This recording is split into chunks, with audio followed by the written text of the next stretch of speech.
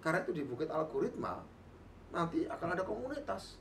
Silakan BUMDes, desa investasi untuk R&D di situ. Jadi menurut saya Indonesia harus melakukan revolusi cara berpikir. Kalau ingin jadi negara papan atas, bukan sekedar negara papan nama. Bukit Algoritma adalah untuk memberikan gambaran kira-kira Indonesia dan dunia 10 tahun lagi akan apa. 10 tahun lagi kamu bisa buat apa? Atau 10 tahun lagi kamu bisa menikmati teknologi apa? Atau kamu membuatnya?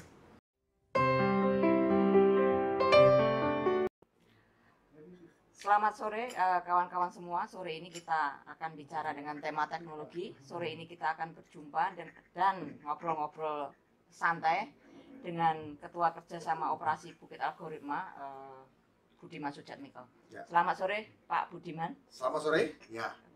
Oke, mungkin bisa langsung ngobrol aja gitu. Awal mulanya bisa punya ide tentang Bukit Algoritma itu bagaimana? Wah, kalau ditarik lebih awal ya harus ditarik ke tahun 92 saat saya masih menjadi aktivis di Jogja. Saya pernah membaca kalau nggak keliru di salah satu media majalah nasional itu wawancara dengan Profesor Dr. Insinyur Samaun Samadikun, guru besar mikroelektronika ITB.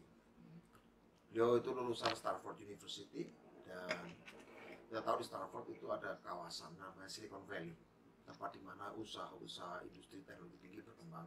Dan beliau mengatakan ingin membangun semacam Silicon Valley di Indonesia, khususnya sekitar Jawa Barat, di sekitar Bandung. Saya baca wawancara tahun 92 dan kemudian itu masuk dalam agenda saya. Oke, Indonesia harus punya seperti itu dan saya ingin suatu saat terlibat dalam hal seperti itu kalau memang kita ingin memajukan Indonesia gitu ya. Tapi kan pada waktu tahun 92 kan agenda utama saya kan gerakan demokratisasi ya, melawan Orde Baru ya. Tapi saya simpan lah sebagai sebuah catatan. Kemudian ketika akhirnya Orde Baru tumbang dan saya kemudian berkesempatan menjadi anggota DPR RI, saya pada waktu itu mengusulkan untuk undang-undang desa. Kenapa undang-undang desa? Karena saya ingin 74.950-an desa di Indonesia punya sesuatu untuk hidup di negara ini, punya kewenangan, punya uang, punya kekuasaan yang bisa mereka kelola. Apa hubungan ini dengan Bukit Algoritma? Setiap inisiatif yang berkaitan dengan inovasi produk industri apapun di Indonesia selalu gagal untuk menciptakan pasarnya sendiri. Nah, kita ingin Indonesia punya tempat di mana ada tempat untuk inovasi teknologi tinggi, ya, tapi itu kemudian dia bisa laku di dalam negeri, laku dibeli oleh rakyat sendiri. Karena itu rakyat harus punya daya beli. Nah, salah satunya kita mendorong dana desa, undang-undang desa agar rakyat punya daya beli. Tapi untuk beli apa? Kalau hanya kemudian untuk membeli konsumen, barang-barang konsumen dari produk luar negeri kan percuma, ya kan? Ya harus dibuat dong suplainya, harus dibuat dong pemasok produknya, yaitu harus orang Indonesia yang buat dan di dalam negeri Indonesia. Jadi Bukit Algoritma itu adalah sebuah tempat di mana R&D, litbang untuk produk-produk rekayasa biologi, rekayasa digital, rekayasa atomik ya. Kumpul di situ, kita kumpulkan anak-anak Indonesia di situ. Boleh kerjasama dengan luar negeri, boleh. Dan kemudian patentnya diproduksi di Indonesia, didaftarkan di Indonesia maksud saya. Ya.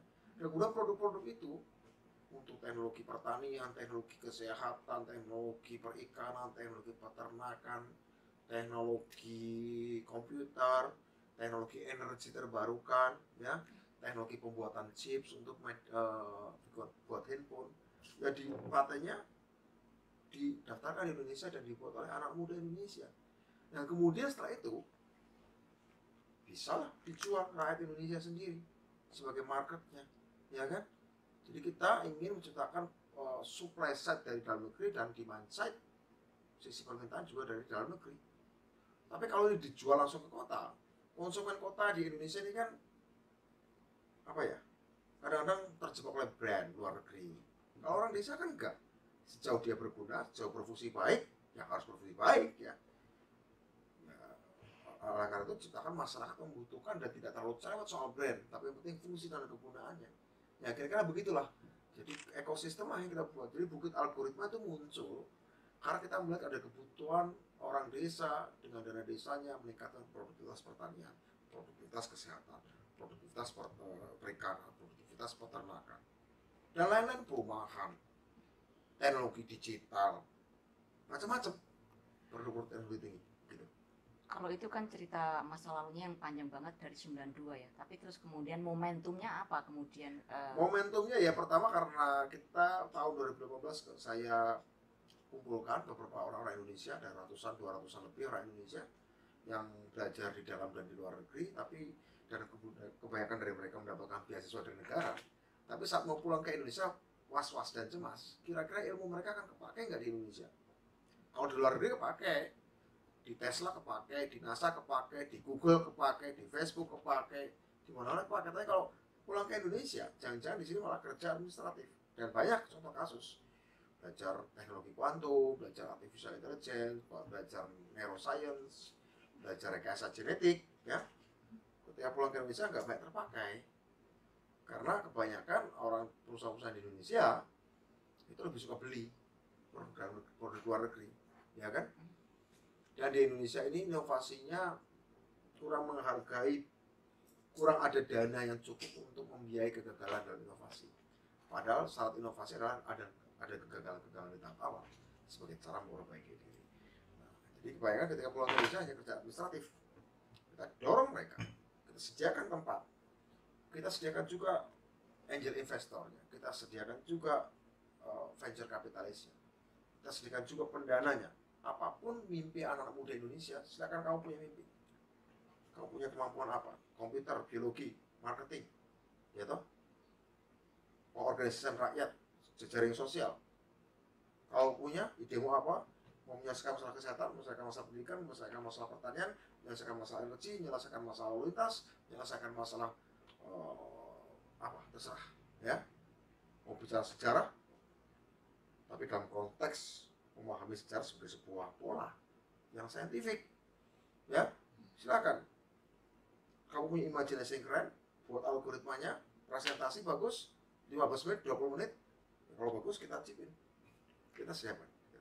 Saat ini selain mengumpulkan mahasiswa segala macam, untuk investornya sendiri sudah banyak, malah banyak dari berbagai negara, dari dalam negeri juga sudah mulai banyak, dari dalam negeri, dari luar negeri, ada dari Amerika, Kanada, dari Cina, ini berusaha pertemuan juga dari salah satu negara di Timur Tengah, ya, tertarik. Bahkan kemudian pada akhirnya karena bukit algoritma di Sukabumi ini sempat booming begitu ya, ada orang menawarkan tanah lagi 1000 hektar, Mas kembangkan juga bukit algoritma di tempat ini. Justru mulai muncul bahwa ternyata selama ini ada kerinduan diam-diam di kalangan orang Indonesia, tapi merasa tidak punya tempat. Indonesia diramaikan dengan pasar komoditi yang hanya sifatnya industri ekstraktif.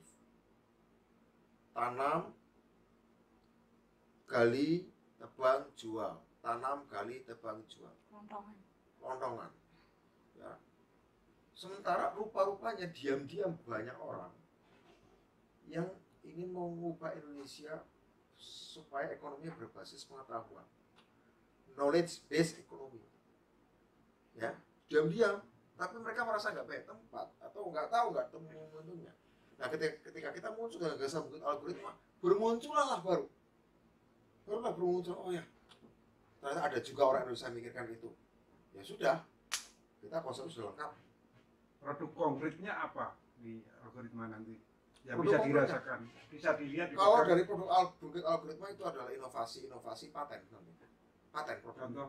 Paten tentang rekayasa genetik, genome sequencing, tentang menyelesaikan masalah-masalah apps, software, segala macam, lebih ke arah sana, prototyping, energi terbarukannya lebih hemat, segala macam, chip komputer, segala macam, seperti itu yang mau kita bangun. Nanti kemudian produksi masalah bukan di situ. Produksi masalah bukan di situ, dari tempat lain nanti, untuk hardware-nya, untuk hardware produksi masalah. Jadi di sana nggak ada pabrik, nggak ada cerobong asap.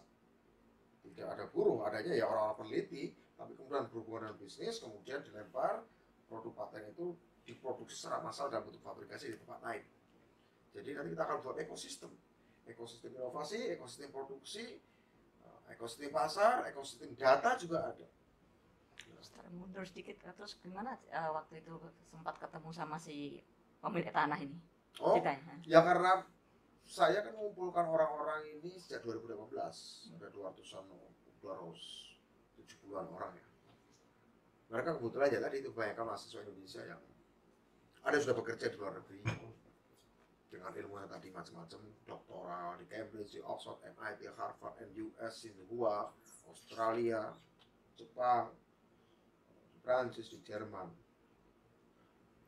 Saya kumpulkan. Nah, kemudian tahulah orang ini bahwa Budiman lagi ngumpul orang ini. Sementara dia punya gagasan serupa. Dan dia pengen memang wilayahnya ingin menjadi, dia juga pernah kuliah di Amerika. Sekarang ngelola perkebunan, dia pikir wah nggak bisa lah kalau selalu jadi perkebunan. Nah, dia berpikir ini menjadi kawasan ekonomi khusus untuk teknologi. Sudah dia proses di Sukabumi, didukung Pemda Sukabumi, didukung Pemda Jabar, diajukan ke Dewan Nasional KEK, dan kemudian menemui saya untuk Mas ambil alih aja pimpinan proyeknya Mas Budiman. Mas Budiman tolong sediakan pasar, sediakan investor, dan sediakan inovator-inovatornya. Kira-kira begitu, sesederhana aja. Pertemuan setengah jam, selesai.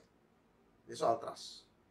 Ya, bahwa ini bisa jalan, kalau Mas Budiman yang pegang ini. Ya, kemudian setelah itu ya kita konsolidasikan. Saya cari investor, inovatornya sudah ada. Ada yang menyebut ini bagian dari semacam kayak bisnis properti akhirnya gitu. Ya, Jualan tanah itu. enggak juga, karena ya kalau jualan tanah kita nggak usah mikirkan mengumpulkan talenta-talenta Indonesia dong. Ya, kita hanya butuh cari orang mau jual rumah. Saya kira masalah kita adalah di Indonesia ini kita ini self defeating, bangsa yang self defeating, bangsa yang lebih betah kalau kalah, lebih merasa tenang kalau dia jadi pecundang. Ini nggak boleh, ini atur rumah. Mania. Kayak masokis Ya, iya. masokis artinya kalau menang malah gugup, kalau ada tetangganya temannya menang malah nggak percaya, tapi kalau dengan cerita kalah sedih itu merasa berarti kita. Nah, ini nggak boleh. Ini yang menyebabkan kita akan selalu terjebak menjadi bangsa yang serba tanggung. Jatuh miskin atau bangkrut atau bubar enggak, tapi jadi kaya raya juga enggak. Saya pernah diskusi ini dengan seorang konglomerat Indonesia, tapi dia menjadi konglomerat di luar negeri.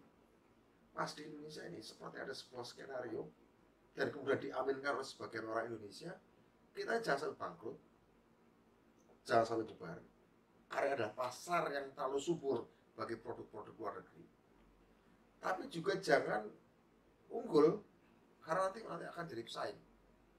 Sehingga kemudian ya kita menjadi ditakdir, ada yang menskenario kita menjadi bangsa pembeli saja, bangsa konsumen saja, bukan dengan cerita kita negara yang subur, tanah air yang subur, ya sudah tanam saja, atau tongkat batu jadi tanaman, tongkat kayu dan batu jadi tanaman. Bagi saya lama-lama lagu itu sebenarnya melenakan kita, ya kan? Jadi orang jadi tidak melihat bahwa kamu bisa menjadi pemenang di dunia ini. Kita bisa menjadi negara papan atas, bukan sekedar negara papan nama. Ya, Total investasi yang dibutuhkan untuk ini? Ya, tahap pertama kita 1 miliar euro tahap pertama. Tapi kalau kita berbicara sebenarnya kita butuh Itu setara dengan berapa tuh kalau di rupiah? sekitar 17-18 triliun. Tapi sebenarnya kalau total kita butuh 5 miliar euro, sekitar 80 triliun untuk kawasan 888 hektar. Ini murni jadinya akhirnya swasta aja. Swasta, memang sejak awal swasta. Pemerintah coba dilibatkan nggak? Kalau ada BUMN kita minta sebagai kontraktor pelaksana, kita minta BUMN yang ngerjakan, yaitu PT BUMN Amarta Karya, bukan pemilik proyek, dia pelaksana. Kita bayari dia untuk melaksanakan program ini, gitu supaya ini jalan. Tawaran ada banyak dari perusahaan swasta dalam maupun luar negeri, tapi kita ingin memberdayakan BUMN. Justru kita tidak meminta fasilitas dari negara, kita justru membantu negara dengan BUMN itu untuk mengerjakan ini. Sejauh ini udah sampai di mana? Rencananya kita akhir Mei ini akan groundbreaking. Nanti silakan, nanti kalau tertarik datang, kita undang gitu ya. Kita akan breaking. Di sana sudah ada gedung kan, sudah ada 6 gedung, sudah ada 120 rumah ya, tinggal direnovasi. Nanti tapi kita akan bangun gedung-gedung lain. Insya Allah sih kita akan bangun coba 1 gedung mungkin untuk sudah ada, tapi ya mau rusak, tinggal direnovasi saja. Mungkin gedung neuroscience, gedung ilmu saraf otak, ilmu struktur otak, cara kerja otak. Ini penting karena Amerika sudah memulai di zaman Obama, Brain Initiative. Eropa sudah namanya Blue Project untuk melakukan riset tentang otak. Nah, di dunia itu cuma 2. Nah, kita pengen Indonesia menjadi yang ketiga. Kita ingin Indonesia menjadi yang ketiga. Sumber daya manusia ada banyak. Saya sudah kumpulkan banyak sekali. Profesor dan doktor segala macam, anak-anak muda Indonesia yang keren-keren. Tapi negeri ini masih belum bisa memberikan apresiasi, insentif untuk mengapresiasi orang-orang yang berpikir di Indonesia ini masih kurang, ya kan? Sehingga kita ingin menciptakan sebuah terobosan baru, budaya baru, ya, budaya saintifik. Dan ada orang ragu, wah, kamu kan bukan teknolog, kamu bukan entrepreneur, bukan juga pejabat pemerintah, kenapa berani melakukan ini? Ya karena saya aktivis. Karena saya aktivis, saya tahu betul apa yang akan terjadi di dalam sejarah, apa yang terjadi di masyarakat, nyambung di mana, dan apa yang sudah dilakukan oleh Indonesia. Saya kira ini penting ya. Kalau ada bertanya, apa ilmu yang bisa menciptakan kayak gini ya? Saya kumpulkan orang-orang, bukan saya sendiri. Ilmu komputer, ilmu bisnis, dan ilmu gerakan. Ilmu movement, ilmu community organizing, ilmu pemberdayaan, ilmu jejaring sosial. Dan itu ternyata setelah saya pelajari, itu hal yang paling mahal. Itu hal yang paling sulit dalam bisnis adalah social networking. Social networking itu mahal sekali untuk akuisisi pasar. Perusahaan-perusahaan unicorn itu harus bakar uang puluhan miliar untuk akuisisi pasar.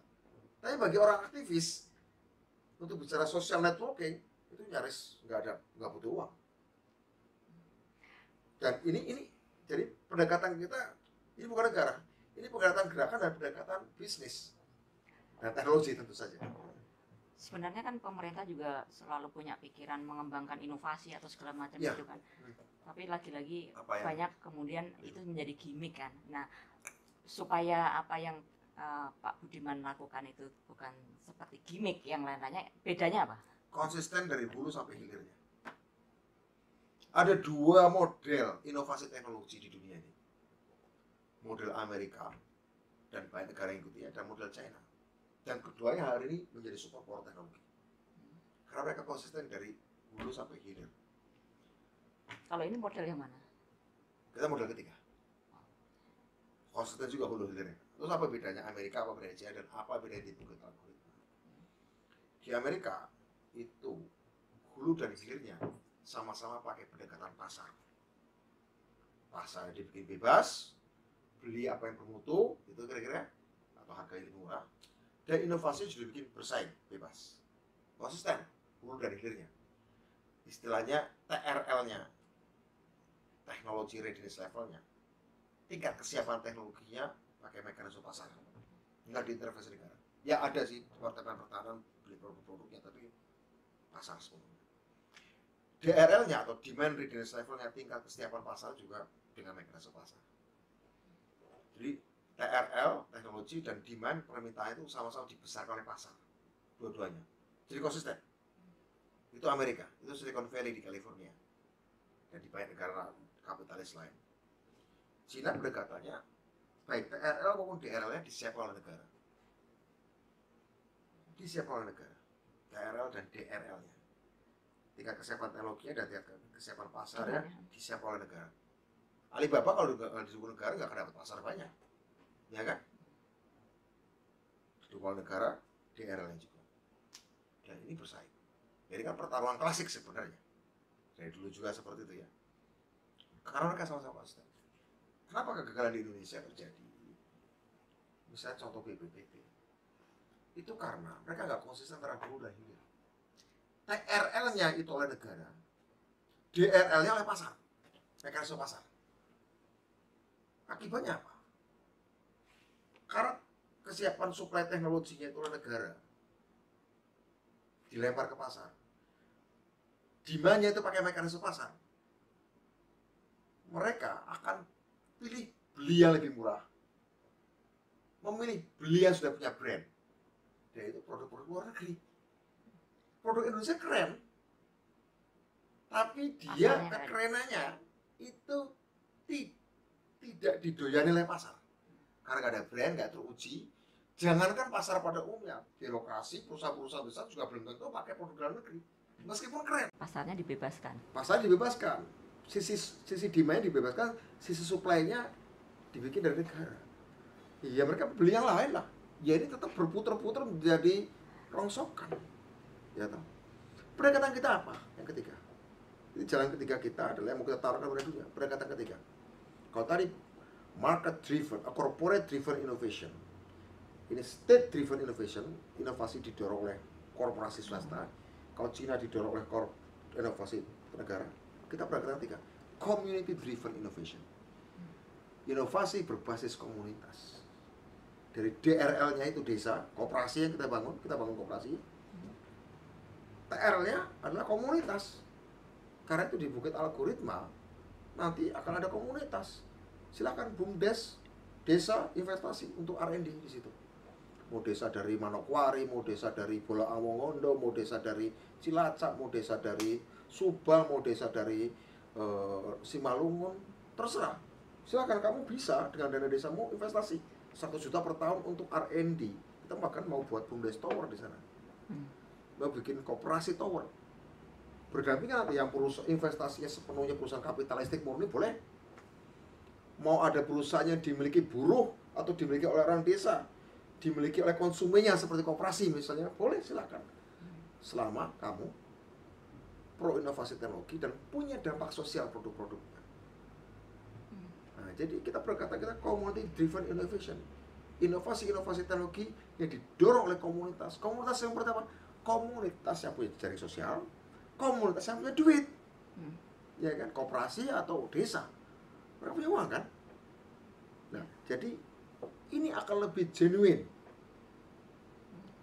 Dia tidak direkayasa oleh negara, dia tidak juga dibebaskan sepenuhnya oleh pasar, hanya berdasarkan pada hitung-hitungan untung dan rugi individu.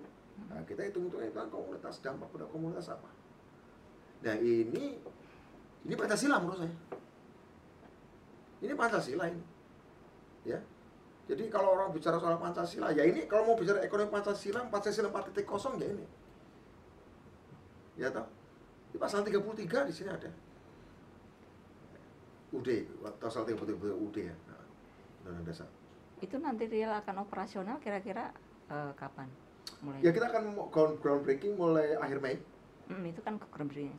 Kemudian sudah ada yang mau, sudah tenan-tenan sudah ada. Kita hampir tiap hari bertemu dengan dari luar maupun dalam negeri misalnya.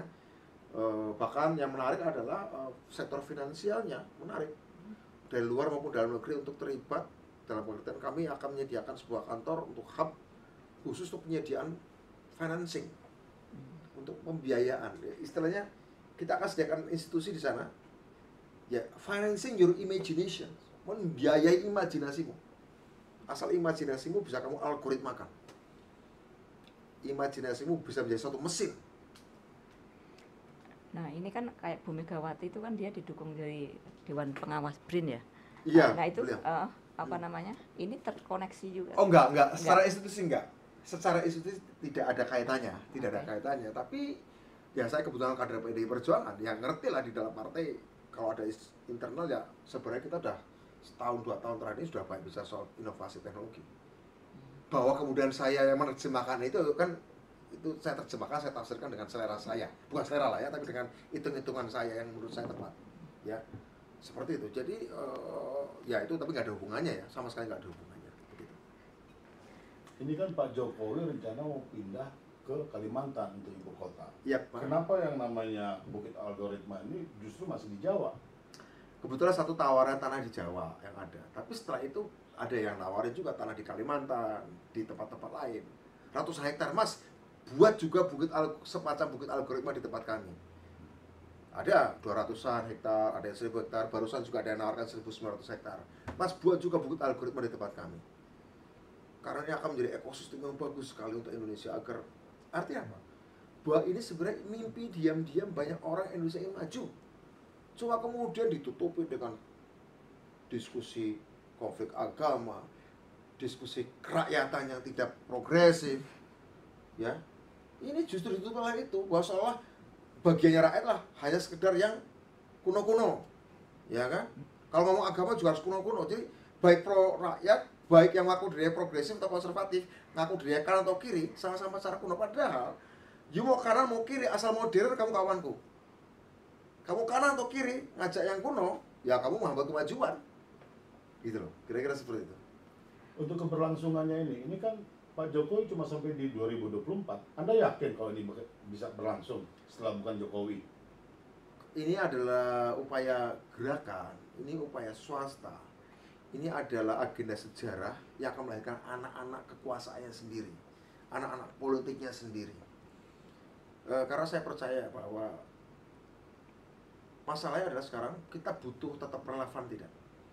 Kita butuh Indonesia yang kemudian yang hardware-nya sudah dibangun oleh Jokowi. Hardware-nya sudah dibangun oleh Pak Jokowi. Sekarang kita tinggal bangun software-nya. Software-nya Indonesia. Software Indonesia apa? SDM, kreativitas, inovasi, entrepreneurship, technopreneurship, ya, kewirausahaan teknologi, segala macam. Di mana hardware-nya, yaitu infrastruktur fisiknya, sudah dibangun oleh Pak Jokowi. Dan kita hanya perlu melanjutkan dari nilai-nilainya dan kemudian terus maju. Saya kira tantangan kita adalah Indonesia membutuhkan, bukan cuma Indonesia, dunia bahkan di era revolusi 4.0, di era pandemi, pasca pandemi, kita butuh kepemimpinan yang menjadi visioner realis saja nggak cukup. Pak Jokowi adalah seorang visioner realis. Beliau seorang visioner realis. Kita butuh Indonesia, dunia bahkan, kita butuh down to earth futurist, penyongsong masa depan yang membumi yang bermasa depan dan lebih lincah, lebih agile, dan bertarung lah sampai 2045. Karena beyond 2045 kita nggak tahu dunia akan seperti apa saat mesin punya kecerdasan yang melampaui kecerdasan seluruh umat manusia, ya. Bedanya mesin sekarang dengan mesin dulu kan, dulu mesin semakin lama dipakai semakin aus, semakin rusak. Kalau sekarang mesin semakin lama dipakai semakin cerdas. Sampai pada titik di mana sekitar 2045 mesin akan punya kecerdasan yang melampaui kecerdasan seluruh umat manusia. Dan saya ingin kita semua dengan bukit algoritma ini menyiapkan orang Indonesia agar secerdas-cerdasnya mesin kamu tetap ada di depan mesin, tetap di depan alat. Itu apa? Kamu butuh menciptakan manusia yang imajinatif. Secerdas-cerdasnya mesin nggak imajinatif. Kita tetap butuh manusia imajinatif, manusia yang mampu membangun emosi, imajinasinya, merancang masa depannya dengan imajinasinya, ya, dengan universal love, plurality of love, atau terserah apapun, ya. Jadi kita, bagi kami, makanya di bukit algoritma nggak cuma ada komputer scientist, bukan cuma ada ahli-ahli biologi, bukan cuma ada ahli-ahli atom, nanti ada orang filsafat, ada orang sejarawan, ada orang antropolog, suruh ngomong antara mereka, peradaban macam apa yang akan lahir ketika mesin ini menjadi cerdas. Peradaban macam apa, ekonomi macam apa, sistem politik macam apa yang harus disusun ketika komputer ini bisa menghitung cuaca 10 tahun lagi, bisa menghitung gagal panen 15 tahun lagi, bisa menghitung perilaku belanja 3 tahun lagi dengan data yang terkumpul. Ini makin cerdas. Nah, sistem pendidikan macam apa? Budaya macam apa? Ekonomi apa? Spiritualitas macam apa? Bagaimana ancaman bagi manusia dan bagaimana kesempatan bagi manusia? Ini kan semua harus dihitung. Mungkin komputer scientist gak sempat mikir gitu. Ngobrol lah kamu dengan filosof, ngobrol lah kamu dengan sejarah, ngobrol lah kamu dengan antropolog. Jadi jangan bayangkan ini orang-orang komputer ilmu alam, enggak, tidak. Justru nanti akan kita ajak ngobrol. Ayo ngobrol. Gitu. Terus Selama ini kan di Indonesia itu kan terkenal ya, ganti pemimpin dia pasti akan ganti lagi kebijakan gitu. Nah, bagaimana Pak Budiman ini mensetelkan program ini ketika nanti jelas-jelas 2024 akan ada pergantian pemimpin gitu. Kita justru kan bangun semacam benchmark di sini. Benchmark tentang policy making, tolak ukur tentang ekonomi, tolak ukur tentang teknologi, tolak ukur tentang pendidikan kesehatan. Bukan cuma sebagai ide, tapi sudah menjadi tools, sudah menjadi alat. Kamu bisa saja kesamaan ide, tapi alat berbeda, bisa hasilnya berbeda. Tapi sekarang, you bukan cuma sama ide, tapi ada alatnya. Kamu punya alat nggak? Pada akhirnya orang bisa berbeda itu bukan karena perbedaan ide. Mungkin ide sama, tapi strategi beda. Bukan karena strateginya beda, Kepentingannya beda. kepentingan. Ya. Ya justru itu karena kita bicara sistem ekonomi apa. Sistem ekonomi apa yang harus dibangun ketika ekonomi ke depan itu akan berbasis keberlimpahan, bukan kelangkaan. Basis ekonomi selama ini kan kelangkaan, scarcity. Tapi ketika teknologi sudah berlimpah, misalnya contoh ada teknologi meat lab, teknologi pembuatan daging di laboratorium. Itu teknologi yang bisa menyediakan daging dalam jumlah banyak untuk orang tanpa menyembelih seekor sapi pun, cukup dengan stem cell-nya. Artinya apa? Ketika daging berlimpah, masa harus ada orang kelaparan daging? Ketika produk-produk lain berlimpah, masa harus ada orang kelaparan? Artinya apa? Dulu mungkin ada kesenjangan karena produknya langka. Sekarang semua produk bisa dihasilkan secara berlimpah. Daging sintetis. Bukan sintetis, daging asli. Bukan sintetis, daging asli. Di Singapura udah dijual. Udah dijual di Israel segala macam udah. Daging asli tapi dibengkakin dagingnya kira-kira gitu ya. Daging asli ditumbuhkan bukan tumbuh di tubuhnya sapi, Di luar. tumbuh berkembang di laboratorium, tumbuh dia. Ya, asli dagingnya. Artinya apa? Hal-hal yang dulu menjadi persoalan teologis sekarang jadi teknologis. Kalau di orang Kristen kan ada tuh Alkitab Yesus membagi makan bagi 4.000 orang. Ya kan? Hari ini bisa bagi 4.000 orang bukan cuma dengan sepotong roti atau berapa ikan. Stem cell daging sapi bisa untuk puluhan orang atau ratusan orang. Ya kan? Artinya apa? Artinya kita harus merespon zaman ini dengan mengubah cara berpikir. Bukan sekedar nambah pengetahuan ya. Kalau nambah pengetahuan kamu tinggal baca, cek Google, klik Google, banyak pengetahuan apapun. YouTube banyak pengetahuan apapun. Yang paling susah adalah cara berpikir. Mengubah mindset, cara berpikir bukan soal nambahi perbendaharaan pengetahuan. Jadi menurut saya Indonesia harus melakukan revolusi cara berpikir. Kalau ingin jadi negara papan atas, bukan sekedar negara papan nama. Dan menurut Anda bahwa Bukit Algoritma adalah sebagai salah satu alat untuk mengubah mindset revolusi. Bukit Algoritma adalah untuk mau memberikan gambaran kira-kira Indonesia dan dunia 10 tahun lagi akan apa. 10 tahun lagi kamu bisa buat apa? Atau 10 tahun lagi kamu bisa menikmati teknologi apa? Atau kamu membuatnya? Dan ada alat-alat membuatnya, kita akan sediakan nanti workshop tempat anak-anak muda berlatih, bukan cuma software, hardware-nya berlatih. Asal kamu di bagian komunitas ini gratis menggunakan alat itu gratis. Robotik segala macam silakan berlatih.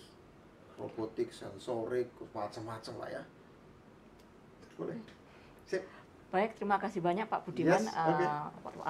Ngobrol-ngobrol yang sangat mencerahkan ya karena bicara soal teknologi. Enggak, tidak bukan, ada ini bukan bicara teknologi, ini bicara soal peradaban. Teknologi hanya alat saja. alat untuk peradaban. Semakin menarik, moga-moga kapan-kapan kita bisa bicara untuk Monggo. peradaban progresif yang selanjutnya gitu. Siap, oke, Oke, makasih. makasih.